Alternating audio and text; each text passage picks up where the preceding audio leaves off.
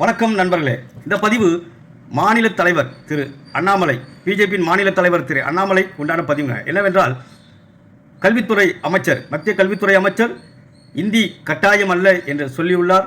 ஆகையால் கட்டாயம் இல்லை என்றால் ஏன் கட்டாயப்படுத்துகிறீர்கள்? உடனடியாக தமிழகத்துக்கு வேண்டிய நிதியினை உடனடியாக விடுவிக்கப்பட வேண்டும். அது மட்டுமல்லாமல் பாஜக ஆட்சிக்கு வருவதற்கு முன்பே தமிழக மக்கள் பக்தியில் சிறந்தவர்கள்.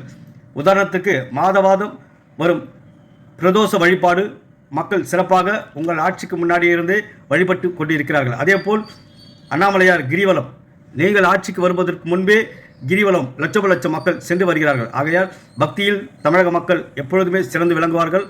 அதேபோல் கல்வியிலும் சிறந்து விளங்கக்கூடிய மாநிலம் தமிழகமே. உலகெங்கும் சென்றாலும் அதில் முதன்மை நின்று கொண்டிருப்பவன் தமிழனே. ஆகையால் உங்கள் மும்முறை கொள்கை கல்வியில் அவன் சிறந்து விளங்கவில்லை.